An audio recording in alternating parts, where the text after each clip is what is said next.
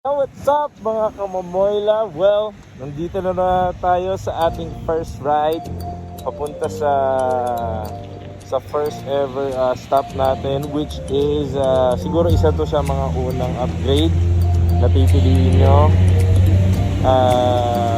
after yung makakuha ng big bike. So ito rin ang first expressway experience natin, which is nandito tayo sa MCH. Siyempre kasama natin si NIÑA or Ninja 400RR, and later i-reveal namin sa inyo kung saan kami pupunta. So safe ride and let's go. What is up mga kamamoyla? Well, nandito na tayo, dumating na tayo sa ating destination, and napakasarap ng ating unang expressway ride. Medyo mabibilis, and then medyo nakakatakot, nakakalampos kasi first time natin. Well, nandito na tayo. Kung alam nyo itong background na to, alam nyo na, nandito tayo sa VMAX Racing. Yan, VMAX Racing. Well, ngayon, mamaya, kasi ginagawa pa yung neck no ating slip-on. So slip-on ang gagawin natin kasi para mas madaling tawag doon, if ever ibalik natin, gusto na natin ibalik yung dati nating muffler, mas madali kesa sa tatanggalin siya ng yung ganong CP Fireblade Desert. Grabe, ganda. Yan, VMAX Racing, nandito tayo sa yan. Nandito yung ibang products nila for Aerox, yan.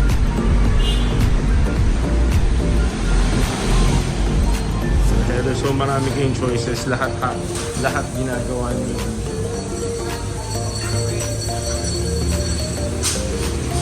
Alright, yun, yung tali ang papakita namin sa inyo pag magsa-soundcheck na tayo. So ngayon, pahinga muna tayo sa customer lounge nila na napakalamig at napakaganda.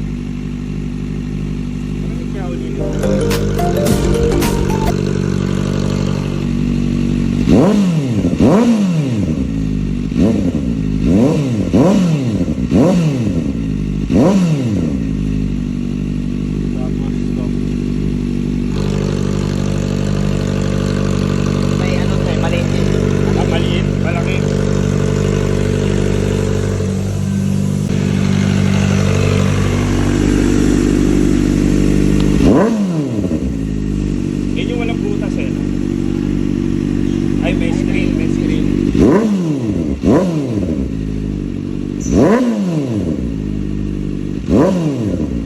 That's na tong isa.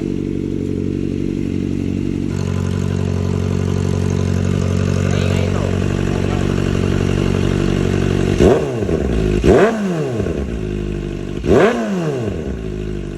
Parang nawala yung pino eh, no?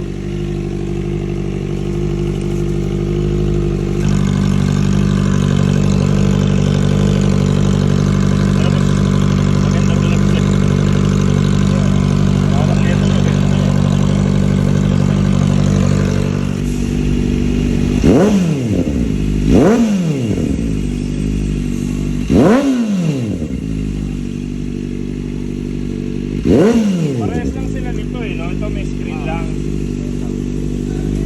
Ito, das na ako itong ano, ara.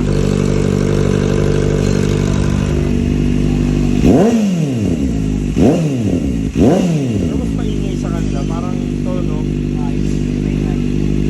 Yung ara. Saka to, ito na lang. Ito, saka ito na lang dalawa. Ara na yun.